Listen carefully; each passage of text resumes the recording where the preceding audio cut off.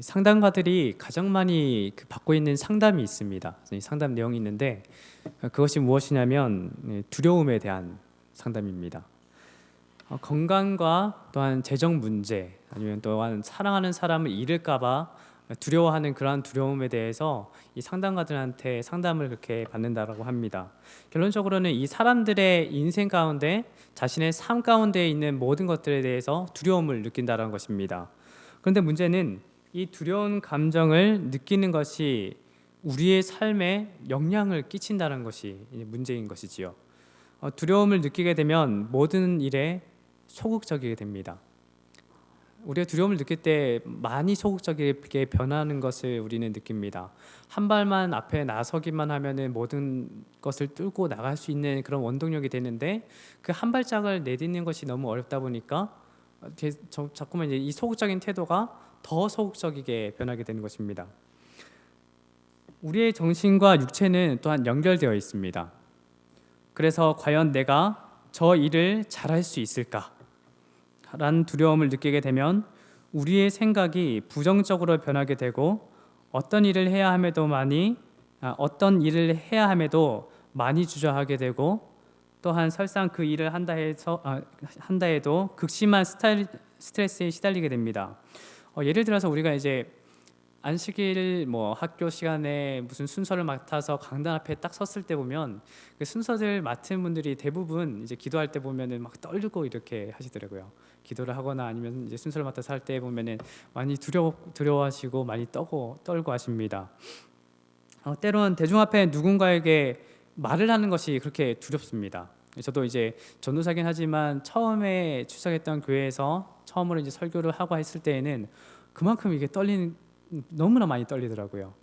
그때 있던 교회에서는 제가 1년에 한 2번 혹은 3번 정도 이제 설교를 했는데 너무 이게 뜨문뜨문이다 보니까 겨우 한 번 찾아올 때면 준비를 하긴 하는데 두렵고 떨림 가운데서 이렇게 설교를 했던 기억이 있습니다. 우리는 어떤 순서를 맡게 되면 우리가 이 순서를 잘할 수 있을까? 이런 생각을 하고 또한 어떻게 해야 할까? 그런 두려움을 갖게 됩니다. 그래서 이러한 두려움 마음이 계속해서 지속되다 보면 스트레스를 받게 되는 것입니다. 오늘은 두려워하지 말라라는 제목으로 말씀을 함께 나누고자 합니다. 먼저 디모데후서 1장 7절로 9절에 있는 말씀을 한번 보겠습니다. 디모데후서 1장 7절로 9절에 있는 말씀을 보겠습니다. 신약성경 343쪽입니다. 신약성경 343쪽 디모데후서 1장 7절로 9절에 있는 말씀입니다. 신약성경 343쪽입니다. 디모데후서 1장 7절로 9절에 있는 말씀입니다. 제가 읽겠습니다. 하나님이 우리에게 주신 것은 두려워하는 마음이 아니요 오직 능력과 사랑과 절제하는 마음이니 그러므로 너는 내가 우리 주를 증언함과 또는 주를 위하여 갇힌 자 된 나를 부끄러워하지 말고 오직 하나님의 능력을 따라 복음과 함께 고난을 받으라. 하나님이 우리를 구원하사 거룩하신 소명으로 부르심은 우리의 행위대로 하심이 아니요 오직 자기의 뜻과 영원 전부터 그리스도 예수 안에서 우리에게 주신 은혜대로 하심이라. 사도 바울이 이 디모데 후서를 기록하게 된 것은 그 로마에 있는 그 감옥에 있을 때 이 디모데 후서를 기록하게 되었습니다. 그곳에서 누구에게 이 디모데 후서를 보내게 됐냐면 그가 너무나 사랑하고 있는 디모데에게 이 편지를 쓰게 된 것입니다. 디모데는 그 헬라인 아버지와 또한 유대인 어머니 사이에서 태어난 혼혈아였습니다. 어릴 때부터 가정교육을 엄격하게 받아서 헬라인 아버지로부터 그리스식 교육을 받았고 또한 유대인인 어머니에게는 구약 성경에 있는 그 하나님에 대한 말씀에 대해서 배워왔습니다. 하나님을 아는 경건한 청년으로 그렇게 자랐습니다. 그런데 문제는 이 디모데에게 문제가 있는데 너무나 유약하다는 것입니다. 가정이라는 울타리 안에서 자랐기 때문에 상당히 소극적이고 또한 자신감이 부족한 청년이었습니다. 그런 디모데가 인생에서 큰 전환점을 맞이하게 되는 사건이 발생합니다. 이 사도행전 14장에 보면 드디어 이 디모데가 사도 바울을 만나는 그러한 경험을 하게 되는 것입니다. 상당히 유약했던 디모데로서, 너무나 젊은 청년이었던 이 디모데로서 사도 바울을 만난다는 것은 너무나 특별한 경험이었습니다. 왜냐하면 영적인 거인처럼 어떻게 보면 디모데에게는 보여졌기 때문입니다. 목숨을 초계처럼 버릴지라도 그리스도의 복음을 위해서 선교에 전력 투구하는 바울의 첫 인상은 그 디모데에게는 너무나 강렬한 인상으로 바뀌게 되었습니다. 그때서야 비로소 디모데는 영적인 게임을 얻게 됩니다. 영적 세계에 대해서 눈을 뜬 디모데는 바울의 선교 사역을 도우며 온유하고 충성스러운 동역자로서 역사에 큰 족적을 남기게 됩니다. 바울과 디모데의 우정은 상당히 각별합니다. 그렇기 때문에 이 사도 바울은 디모데 후서를 기록하여서 로마 감옥에 있음에도 불구하고 에베소 교회를 맡고 있는 디모데에게 이 편지를 쓰게 된 것입니다. 사실 디모데는 자기 능력으로는 자신이 맡고 있는 책임에 대해 여전히 감당하기 어려운 너무나 작은 능력을 갖고 있는 그러한 사람이었습니다. 10여 년 넘게 디모데는 바울의 선교 사역에 동역을 하였고 또한 복음을 전하는 복음 사역자로 힘써왔지만 여전히 그에게는 부족함이 있었습니다. 자신의 부족함을 느끼기 때문에 그의 마음속에 무엇이 있냐면 두려움이 있게 된 것입니다. 바울이 디모데 후서를 기록할 때에도 디모데는 비교적 연소한 나이였고 또한 병약하였고 상당히 내성적인 사람이었습니다. 그런데도 디모데는 하나님 나라를 위하여 사역하며 중책을 맡고 있었던 것입니다. 그것이 두려움으로 디모데에게 찾아왔을 것입니다. 전도사들도 이제 때로 이제 모이게 되면은 이런저런 고민들을 하게 됩니다. 이제 어떤 전도사들은 내가 많이 부족한 것에 대해서 같이 이야기를 나누고 서로 막 격려를 하고 하는데 저도 이제 다른 전도사들을 만나면 저의 부족함 그런 것들을 이제 함께 나누기도 하는데 그렇기 때문에 때로는 두려울 때도 있습니다. 전도사들도 같이 얘기를 나누다 보면 그들이 갖고 있는 두려움들이 각각 이렇게 갖고 있습니다. 그런데 사도 바울은 디모데에게 무엇이라고 말하고 있냐면 두려워하지 말라라고 말을 하고 있습니다. 조금 전 읽었던 말씀을 쉽게 풀이해서 말한다면 이렇게 해석을 할 수 있습니다. 디모데야, 너는 나이도 어리고 몸도 약하고 성격도 소심할지 모른다. 부르심을 받은 과업 앞에 주눅이 들기도 하겠지. 그러나 명심해라. 하나님이 내게 은사를 주셨고 하나님이 너를 지금 이 모습으로 너를 빚으셨단 걸. 그리고 하나님은 이 사역을 너가 잘 감당하도록 너를 준비시키셨다. 그러니 두려워하지 말라. 두려워하는 마음은 하나님께서 우리에게 허락하지 않으신 마음이라고 성경은 기록하고 있습니다. 그래서 바울은 하나님께서 우리에게 주신 것과 또한 주시지 않은 것에 대해서 구분해서 성경에 기록하고 있습니다. 우리에게 주신 것은 무엇이냐면 능력과 사랑과 절제하는 마음이라고 기록을 합니다. 또한 우리에게 주시지 않은 마음은 두려워하지 않는 마음을 두려워하는 마음을 우리에게 주시지 않으셨다라고 성경은 기록하고 있습니다. 사람들은 여러 면에서 두려움을 가지고 있습니다. 각 개인마다 그 두려워하는 것이 아마 다를 것입니다. 그렇다면 그러한 두려움에 대한 이 감정은 과연 무엇일까요? 어떤 것은 이제 때로 죽음에 대한 두려움 이런 것들도 있긴 하겠지만 그 스피노자라는 한 철학자는 두려움에 대해서 다음과 같이 정의를 하였습니다. 두려움이란 우리가 그 결과에 대하여 어느 정도 의심하는 미래 또는 과거, 사물의 관념에서 생기는 비연속적인 슬픔이다. 철학자들은 너무 이 머리를 많이 쓰는 것 같습니다. 무슨 말인지 못 알아듣겠지요. 확실히 철학자들의 정의하는 것들은 참 정의하기가 참 힘듭니다.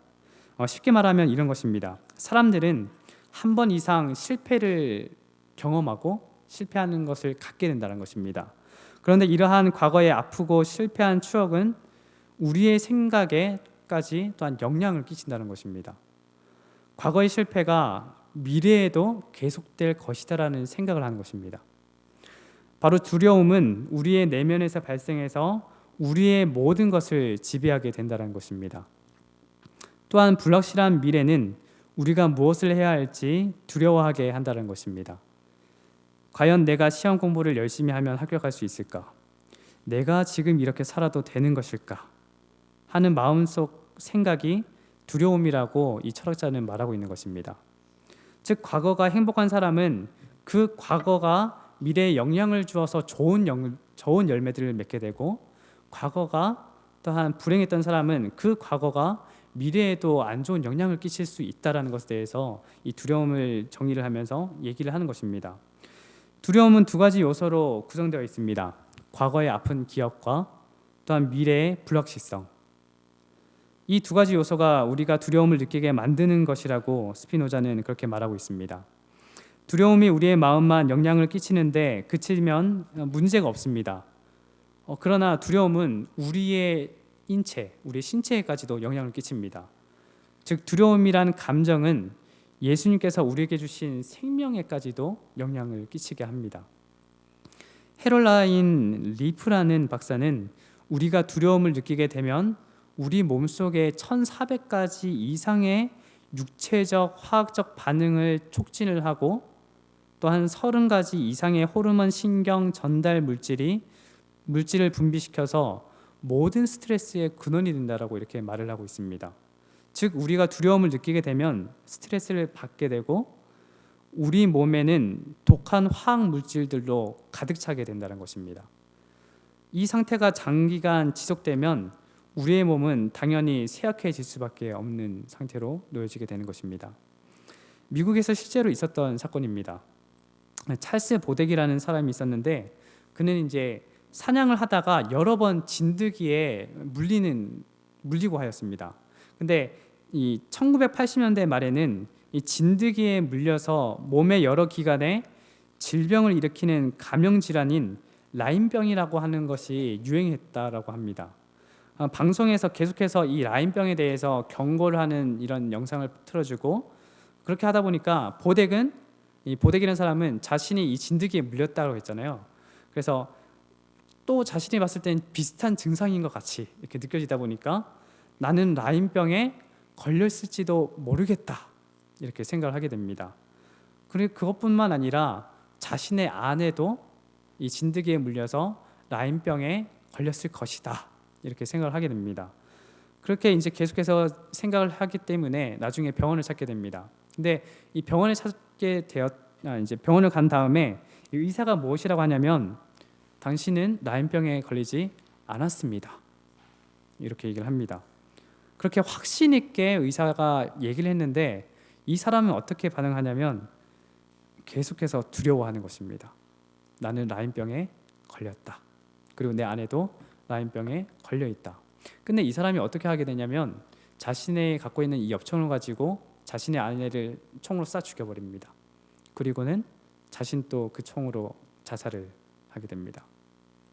상당히 비극적인 일이지요. 경찰들이 그의 집에 우편함을 지졌을 때 라임병에 관한 온갖 자료와 또한 검사 일자, 확인서 같은 것들이 이렇게 많이 있었다고 합니다.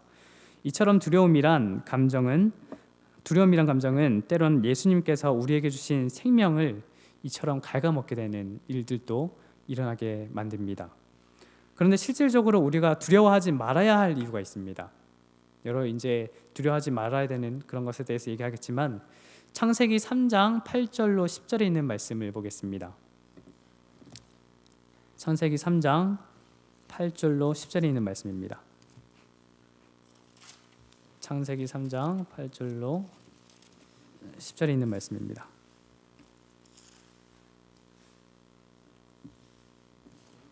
창세기 3장 8절로 10절입니다. 그들이 그날 바람이 불 때 동산에 거니시는 여호와 하나님의 소리를 듣고 아담과 그의 아내가 여호와 하나님의 낯을 피하여 동산나무 사이에 숨은지라. 여호와 하나님이 아담을 부르시며 그에게 이르시되 내가 어디 있느냐. 이르되 내가 동산에서 하나님의 소리를 듣고 내가 벗었으므로 두려워하여 숨었나이다. 아담과 하와는 뱀의 유혹에 넘어가 하나님께서 따먹지 말라고 명령하셨던 선악과의 그 나무의 열매를 따먹게 됩니다. 하나님께서는 죄로 인해 타락하게 된 아담과 하와를 그냥 내버려 두실 수 없으셨습니다. 그래서 직접 찾아가셔서 이 아담과 하와를 만나시고자 하십니다. 그런데 아담과 하와는 어떠한 반응을 보였습니까? 하나님의 소리를 듣고 하나님의 낯을 피하여 동산 나무에 숨어버리는 그러한 행동을 하게 됩니다. 이전에 그들이 하나님의 소리를 들었을 때는 그들이 어떻게 반응했을까요? 동일한 반응을 했을까요? 하나님의 소리, 나에게 다가오는 이 소리를 들었을 때 아담과 하와가 숨었을까요? 그렇지 않습니다. 반가이 뛰어가서 하나님 앞에 나아가지 않았겠습니까? 제가 이제 얼마 전에 한 영상을 봤는데 연속적으로 어떤 영상이냐면 한 아이들이 자신의 아빠를 보고 두 팔을 벌리면서 환하게 웃으면서 뛰어가서 안기는 그런 영상입니다. 그것이 그렇게 이제 아빠를 향해서 뛰어가는 모습, 그리고 밝게 웃으면서 아빠를 정말 보고 싶고 또한 그분의 품에 안기고 싶어하는 그 모습으로 이 달려가는 그 모습이 사실 아담과 하와가 하나님을 만났을 때 그러한 모습이라고 생각을 합니다. 그런데 이제 그들의 반응은 너무나 달라졌습니다. 하나님께서 다가가니 그들은 도망을 칩니다. 사랑하는 자녀가 자기를 보고 도망가는 것입니다. 도망갈 것도 모자라서 숨어버립니다. 하나님께서는 애타는 심정으로 아담아 내가 어디 있냐 라고 부르십니다. 아담은 자신이 숨은 그곳에서 숨은 채로 이렇게 말을 합니다. 내가 동산에서 하나님의 소리를 듣고 내가 벗었으므로 두려워하여 숨었나이다. 자신이 죄를 지은 것에 대해 두려운 것입니다. 유치원 다녔을 때 일입니다. 집에서 어머니와 이제 놀고 있었는데 놀다 보니까 여러 가지 이제 장난들을 막 치고 했겠죠. 근데 그날따라 우리 어머니께서 어떤 장난을 치셨냐면 죽은 척하는 장난. 어머니께서 이 어린아이를 두고 죽은 척하는 장난을 치시는 것입니다. 근데 처음에는 어머니께서 이제 죽은 척했다가 깼다가 이렇게 반복적인 반복을 하다 보니까 이제 장난이다라는 걸 인식을 했는데 나중에 돼서는 정말 죽은 척하면서 이렇게 장난을 치는데 일어나질 않는 것입니다. 시간이 흐르고 흘러도 일어나질 않아가지고 이게 장난인 줄 알았더니 아닌가? 그래서 막 눈을 이렇게 까서 이렇게 막 이렇게 왔다 갔다 하기도 하고 아무튼 입도 막 이렇게 막 벌리기도 하고 막 그랬는데 그런데도 막 계속 죽은 척 이렇게 하고 계시는 것입니다. 그래서 아무리 어머니를 깨우려고 하고 해도 어머니께서 일어서시지 않으시는 겁니다. 그때 저는 무슨 생각인지는 모르겠는데 아마 부엌에 뭔가가 있었는데 그게 뭐냐면 스프입니다. 라면 스프가 있어가지고 얘를 가지고 이제 딱 들고는 어머니의 눈을 쫙 벌린 다음에 스프를 거기다 뿌렸습니다. 그런데 이제 어머니께서 어떻게 반응했을까요? 와, 이러면서 소리 지르는데 제가 그 순간 깜짝 놀라가지고 어머니가 깨었다라는 것에 대해서 다행이다 이게 아니라 맞아 죽겠다 이 생각으로 바로 이제 밖으로 도망을 가게 되었습니다.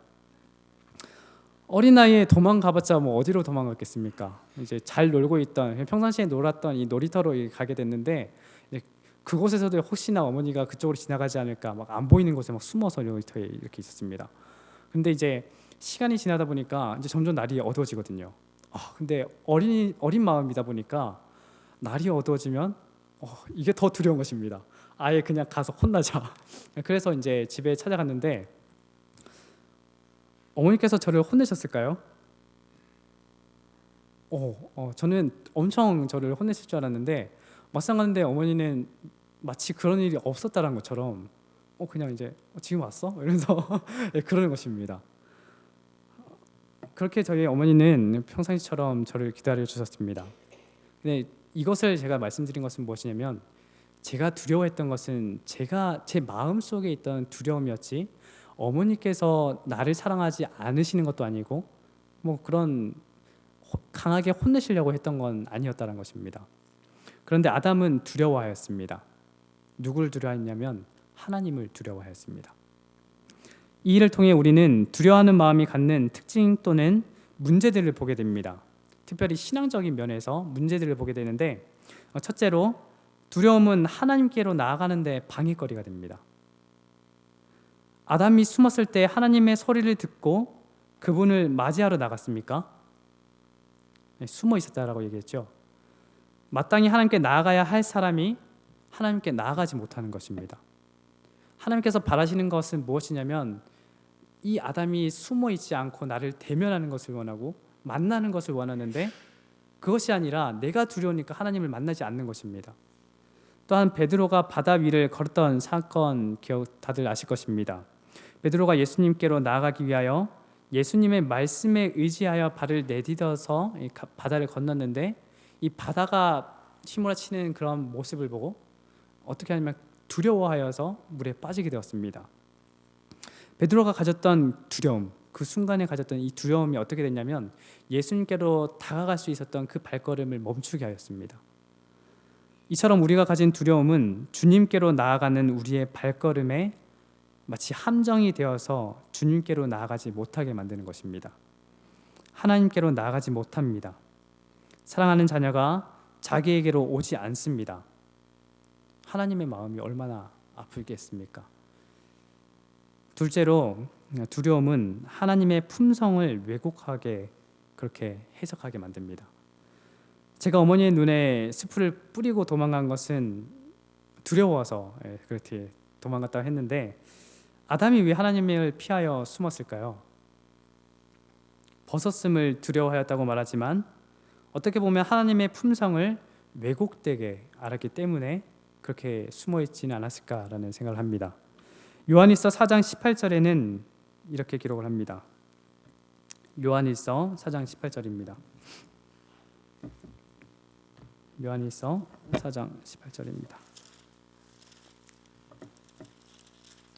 신약성경 393쪽 요한일서 4장 18절입니다.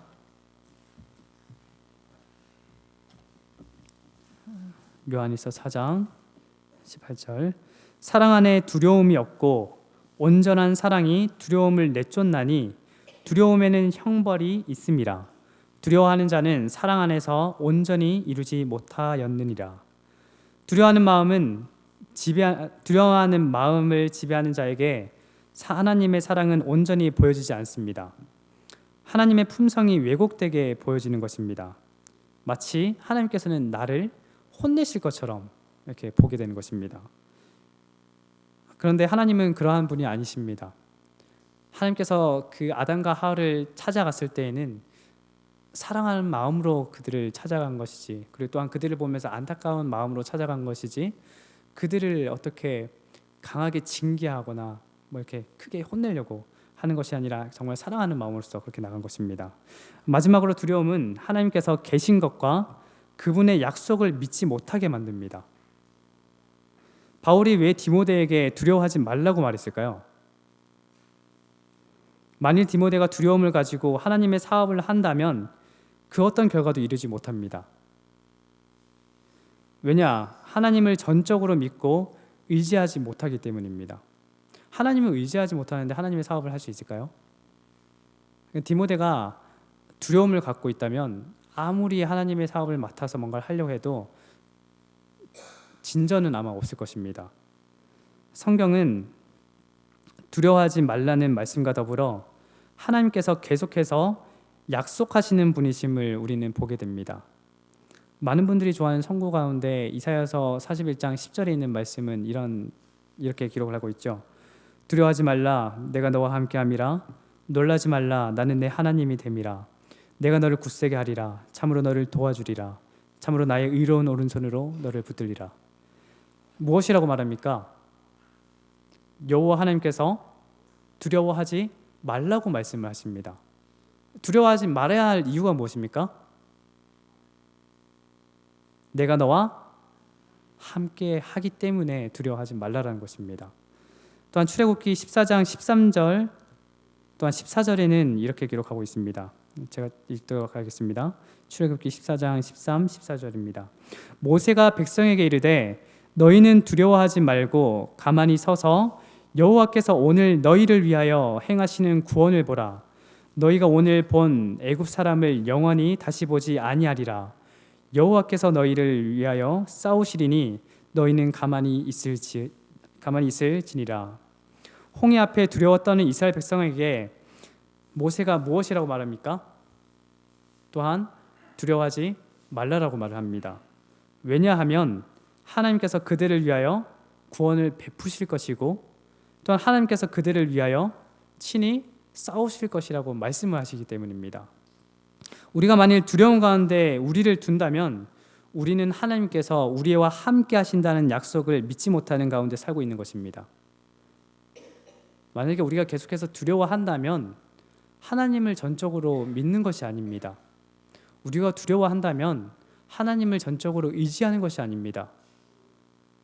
우리가 만일 두려워한다면 하나님께서 진실로 살아 계신다는 것을 믿지 못하는 것입니다. 전능하신 하나님께 대한 불신앙의 자세가 두려워하는 것입니다. 그러기에 사실 우리가 두려워하는 마음을 품는 것은 상당히 조심해야 하는 것입니다. 왜냐하면 하나님의 살아계심이 흔들릴 수도 있습니다. 그러나 사실 두려움에서 벗어나는 것이 쉬운 일입니까? 쉽지가 않습니다. 두려움에서 벗어나는 것. 제가 이제 고소공포증이 살짝 있거든요. 그래서 이제 놀이기구 같은 거는 정말 잘 탑니다. 안전 장치가 있다라는 생각만 들면은 두려워하지 않는데 이제 그냥 약간 높은 데만 올라가면은 약간 좀 고소공포증에서 두려워합니다. 근데 이거를 아무리 내가 두려워하지 말자 이렇게 생각을 해도 두렵습니다. 거치기가 쉽지가 않습니다. 그만큼 어떻게 보면은 이 두려움을 떨친다는 것이 쉽지 않은 것인데, 그렇다면 우리가 두려움이 엄습해 올 때 우리는 어떻게 해야 할까요? 두려움은 계속해서 존재합니다. 이 안 보이는 이 가운데 공기가 존재하는 것처럼 두려움도 계속해서 우리에게 밀려옵니다. 그렇다면 우리는 어떻게 해야 할까요? 베드로전서 5장 8절로 9절에 있는 말씀 보겠습니다. 베드로전서 5장 8절 9절입니다.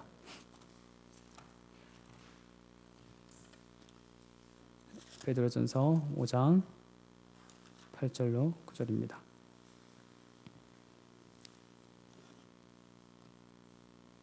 근신하라 깨어라 너희 대적 마귀가 우는 사자같이 두루다니며 삼킬 자를 찾나니 너희는 믿음을 굳건하게 하여 그를 대적하라. 이는 세상에 있는 너희 형제들도 동일한 고난을 당하는 줄을 알미라. 사탄의 유혹은 초기에 뿌리쳐야 됩니다. 이를 위해서 우리는 무엇을 해야 하냐면 기도를 해야 합니다. 그러니까 사단은 어떻게든 우리를 두려워하게 하고 우리를 무너뜨리게 하게 계속하고 있기 때문에 우리는 무엇을 해야 되냐면 거기에 대해서 애초에 그 두려운 마음에서 벗어나기 위해서 기도를 해야 하는 것입니다. 두려움이 우리를 지배하게 되면 어느샌가 우리는 하나님께 기도해야 한다는 생각을 잊어버리게 됩니다.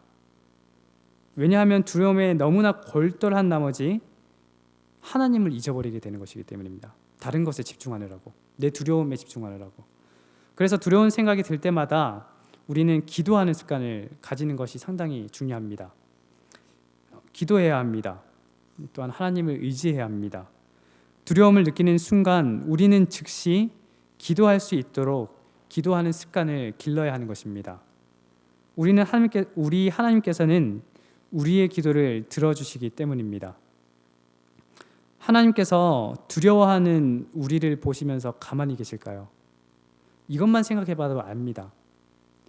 마태복음 10장 31절에는 두려워하지 말라 너희는 많은 참새보다 귀하니라 라고 말씀하시는데, 하나님께서 우리를 귀하게 여기시고 소중하게 여기시는데 우리가 두려워 떨고 있습니다. 하나님께서 그대로 방치하실까요? 그냥 너는 두려워 떨어라 이렇게 그대로 있을까요? 그렇지 않습니다. 하나님께서는 그 두려워 떠는 우리를 포근히 감싸 안으시는 분이 하나님이십니다. 그래서 우리가 더 깊은 절망 가운데 빠지기 전에 계속해서 기도를 하고 하나님께 의지를 하고 하나님께 나아가야 하는 것입니다. 그래서 바벨론 포로에 잡혀갔던 이 다니엘이 승리할 수 있었던 것이 바로 기도 생활 때문에 그런 것이 아니겠습니까? 또한 우리는 하나님의 약속들을 믿어야 합니다. 우리와 함께 하시겠다는 약속, 우리의 힘과 우리의 능력이 되어주시겠다는 그 약속들. 사람들은 종종 약속을 하면 그 약속을 깨는 경우가 있습니다. 그러나 우리 하나님께서는 약속을 성취하시는 분이십니다. 모든 것을 해결해 주실 수 있는 분이 우리 하나님이시며 전능하신 분이 우리 하나님이십니다. 디모데전서 6장 12절에는 이렇게 기록합니다. 믿음의 선한 싸움을 싸우라. 영생을 취하라. 이를 위하여 내가 부르심을 받았고 많은 증인 앞에서 선한 증언을 하였도다. 우리의 마음속에는 계속해서 영적인 전쟁이 일어나고 있습니다. 하나님을 믿는 믿음과 두려움으로 인해 왜곡된 사탄이 만들어낸 그러한 믿음, 하나님을 믿는 믿음, 왜곡된 믿음이 계속해서 우리 마음속에서 전쟁을 이루고 있는 것입니다. 두 가지 중에 어느 것이 옳은 것인가에 대해서 답은 확실하게 정해져 있습니다. 예수님을 통해서 하나님을 믿는 믿음, 그분의 약속을 믿는 믿음은 우리를 평안하게 만들어줍니다. 우리의 마음에 평안을 가져다 줍니다. 마음의 평안은 우리의 신체 또한 건강까지도 허락해 줍니다. 그러나 두려움에 의해 왜곡된 믿음을 갖는다면 우리는 불안하게 됩니다. 우리로 하여금 앞으로 전진하지 못하게 만들고 자꾸만 현실에 안주하여서 나아가서는 후회하게 만듭니다. 이 믿음은 우리의 몸을 병들게 만듭니다. 많은 스트레스로 고통받게 하며 우리의 인생길을 험하게 인도합니다. 두려움으로 인해 새로운 일을 시작하지 못하고 두려움으로 인해 현실에 안주하게 만듭니다. 하나님께 나아가는 우리는 하나님께서 계심을 확신을 가지고 나아가야 합니다. 그리고 그분께서 하신 약속을 믿어야 합니다. 하나님께서는 우리에게 넉넉히 그 두려움을 이길 수 있는 그 힘과 능력을 주실 것입니다. 하나님께서는 말씀하셨습니다. 두려워하지 말라. 내가 너와 함께함이라. 너에게 힘이 되어주겠다. 이렇게 말씀하시는 하나님이 우리에게 계신다는 것을 우리가 믿는다면 우리가 두려워할 수 있겠습니까? 마지막 한 가지 더 질문하고 마치도록 하겠습니다. 두려워하는 것이 구원하는데, 우리가 구원을 이루는데 필요한 것입니까? 우리가 두려워하는 것이 우리가 구원을 이루는데 필요한 것입니까? 우리가 정말 구원이 필요한 것이라면 어떤 거든지 일단 취해야 되는 것이 마땅한 자세지만, 우리가 구원을 이루는 데에서 방해가 되는 것이라면, 그랬잖아요. 두려움이라는 것이 하나님께 나아가지 못하게 하고 기도하지 못하게 만들고 우리를 자꾸만 두렵게 떨리게 만드는 것인데, 그것은 절대로 두려움이 구원을 이루는 데 어떠한 도움도 되지 못합니다. 우리 모든 안산교회 교우님들과 또한 제가 하나님을 온전히 믿고 또한 하나님을 의지하고 하나님께 나아가서 그 모든 두려움들을 극복해 나가는 저 우리 안산교회 교우님들 되길 바라며 말씀을 드리겠습니다.